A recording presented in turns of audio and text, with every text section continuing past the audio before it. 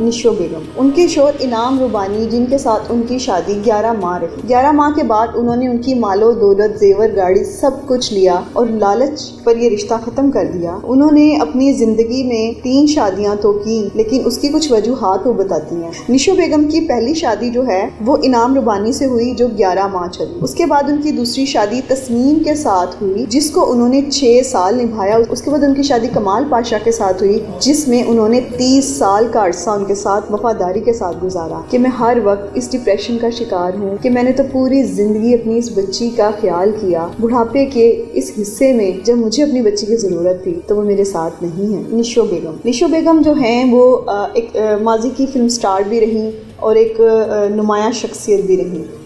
निशो जो हैं उन्होंने एक निजी टीवी चैनल से बात करते हुए कहा कि वह बहुत ज़्यादा गमगीन और परेशानी की सूरत हाल से गुजर रही हैं, और उसकी वजह उन्होंने अपनी बेटी साहिबा को कहा।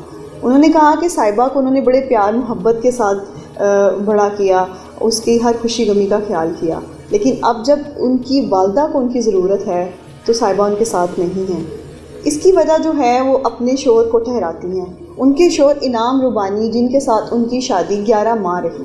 11 माह के बाद उन्होंने उनकी मालो दौलत, जेवर, गाड़ी सब कुछ लिया और लालच पर ये रिश्ता ख़त्म कर दिया।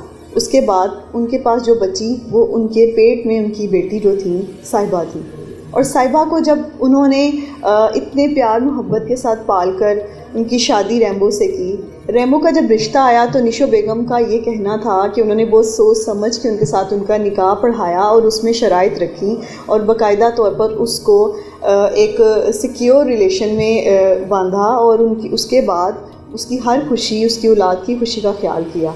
लेकिन साहिबा जो हैं उन्होंने 45 साल की उम्र में जब उनकी मुलाकात उनके वालिद से हुई, उनके वालिद इनाम रुबानी से हुई, तो पहली मुलाकात में ही उन्होंने उनके साथ कुछ दिन गुजारे और उनके वालिद और उनके दरमियान जो भी गुफ्तगू रही उस वजह से साहिबा जो हैं वो अपनी वालदा से नहीं मिलना चाहती।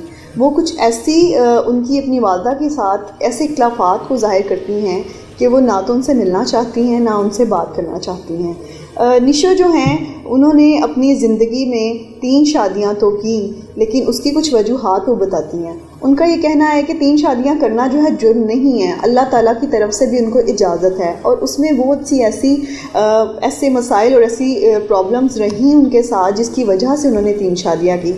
निशो बेगम की पहली शादी जो है वो इनाम रुबानी से हुई, जो 11 माह चली। उसके बाद उनकी दूसरी शादी तस्नीम के साथ हुई, जिसको उन्होंने 6 साल निभाया। उसके बाद तस्नीम की जो है उनकी हो गई और उसके बाद उन्होंने अपनी ज़िंदगी का एक अरसा बड़ी परेशानी में गुजारा। उसके बाद उनकी शादी कमाल पाशा के साथ हुई, जिसमें उन्होंने 30 साल का अरसा उनके साथ वफादारी के साथ गुजारा, और आखिरकार उनकी भी वफ़ात हो गई। उनकी वफ़ात के बाद निशो बेगम का ये कहना है कि मैं चाहती तो मैं शादी कर सकती थी, मैं अपनी ज़िंदगी दोबारा अच्छे तरीके से गुजार सकती थी, लेकिन मैंने अपनी ज़िंदगी में अपनी बच्ची के लिए, उसकी वफ़ा के लिए, उसी की चाहत में इसी तरह ही ख़ुद को तन्हा कर लिया।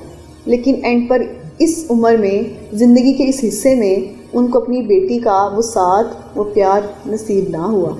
वो साहिबा की जानिब से बहुत ज़्यादा परेशान दिखाई देती हैं, बहुत ज़्यादा परेशान मीडिया से बात करते हुए, गुफ्तगू करते हुए। उनका यही कहना है कि मैं हर वक्त इस डिप्रेशन का शिकार हूँ कि मैंने तो पूरी ज़िंदगी अपनी इस बच्ची का ख्याल किया, बुढ़ापे के इस हिस्से में जब मुझे अपनी बच्ची की ज़रूरत थी तो वो मेरे साथ नहीं है।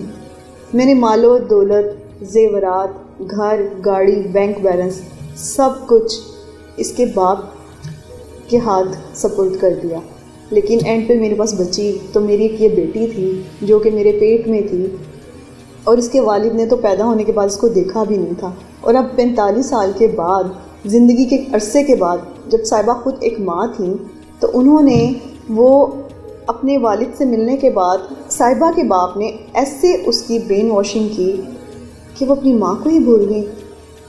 मैं बड़ी अफसुर्दा रहती हूँ, परेशान रहती हूँ, मुझे मेरी बेटी की ज़रूरत है, मैं दम तोड़ना चाहती हूँ तो अपनी बेटी के हाथ, अपनी बेटी के पास अपना दम तोड़ूंगी।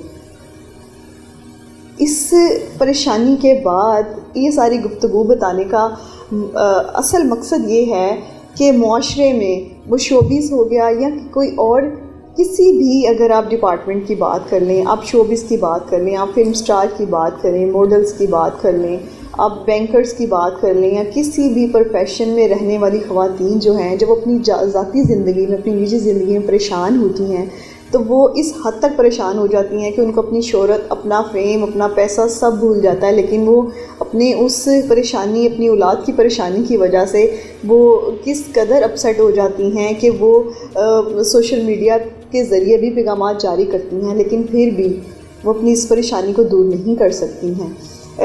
निशो बेगम का ये भी कहना था कि इस टाइम अगर सोशल मीडिया को क्लिक किया जाए तो सबसे ज़्यादा उनकी 3 शादियों को क्रिटिसाइज़ किया जाता है, जैसा कि वो पहली खातून हैं जिन्होंने इस्लाम में या पाकिस्तान में 3 शादियां की और उनको बहुत ज़्यादा तनकीद का निशाना बनाया जाता है, जबकि उनका हक़ है, उन्होंने अगर की तो उसमें अल्लाह ताला ने जो इजाज़त उनको दी, उन्होंने ये शादियां जो हैं किसी भी शौक़ की बिना पर नहीं की, अपनी मजबूरी के तहत की। जब उनके शोहर ने लालच की बिना पर उनको छोड़ दिया तो उन्होंने दूसरी शादी की, फिर उसके बाद उनकी डेथ हुई तो उन्होंने अपनी ज़िंदगी को जो है अपने शोहर के साथ आगे घर फिर से बसाया और कमाल पाशा के साथ अपना घर बसाने के बाद उन्होंने अपनी ज़िंदगी से खुशी गुजारी और 30 साल के अरसा के बाद उनकी, तो इसमें कोई बुराई नहीं है।